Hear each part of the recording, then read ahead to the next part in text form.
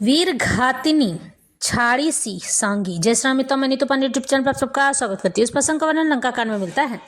इस प्रसंग में लक्ष्मण आज मूर्छित पड़े हैं और श्री रामचंद्र जी रुदन कर रहे हैं और कहते हैं, हे हनुमान, मेरे लक्ष्मण को तो बचा लो।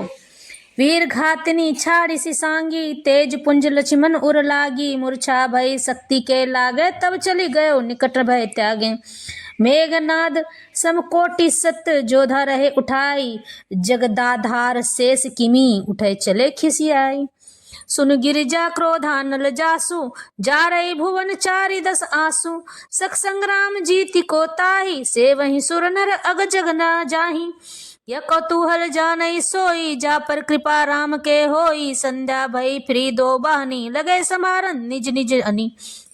व्यापक ब्रह्म अजित भुवनेश्वर, लक्ष्मण कहाँ बूझ करुणा कर। तब लगी लय आयऊ हनुमाना, अनुज देखी प्रभु अति दुख माना। जामवंत कह वैद सुसेना, लंका रहे सो पठई लेना धरी। लघु रूप गयो हनुमंता, अनयो भवन समेत तुरंता। राम पदार बिंद सिर नायऊ, आई सुसेन कहा नाम गिरी औषधि। जाहु पवन सुत लेन। इस पर शेष जी लक्ष्मण जी उस पर अनेक प्रकार के प्रहार करने लगे। मेघनाथ पर राक्षस के प्राण मात्र शेष रह गए थे। रावण पुत्र मेघनाथ ने मन में अनुमान किया कि अब तो प्राण संकट में आ बना है, ये मेरे प्राण ही हर लेंगे। तब उसने वीर घातनी शक्ति चलाई। वह तेजपूर्ण शक्ति लक्ष्मण जी की छाती में लगी। शक्ति के लगने से उन्हें मूर्छा आ गई। तब मेघनाथ भय छोड़कर उनके पास चला गया। मेघनाथ के समान 100 करोड़ अगणित योद्धा उन्हें उठा रहे हैं, परंतु जगत के आधार शेष जी लक्ष्मण जी उनसे कैसे उठते। तब वे लजा कर चले गए।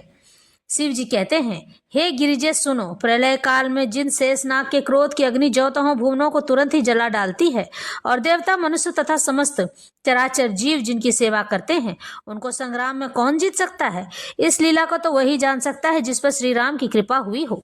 संध्या होने पर दोनों ओर की सेनाएं लौट पड़ी। सेनापति अपनी अपनी सेनाएं संभालने लगे। व्यापक ब्रह्म अजय संपूर्ण ब्रह्मांड के ईश्वर और करुणा की खान श्री रामचंद्र जी ने पूछा, लक्ष्मण कहाँ है। तब तक हनुमान उन्हें ले आए। छोटे भाई को इस दशा में देखकर प्रभु ने बहुत ही दुख माना। जामवान जी ने कहा, लंका में सुसेन नाम का वैद्य रहता है, उसे ले आने के लिए किसको भेजा जाए। हनुमान जी छोटा रूप धरकर गए और सुसेन को उसके घर समेत तुरंत ही उठा लाए। सुसेन ने आकर श्री रामचंद्र जी के चरण विंदों में सिर नवाया।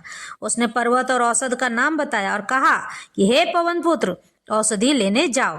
श्री रामचंद्र जी चरण कमलों को हृदय में रखकर पवन पुत्र हनुमान जी अपना बल बखान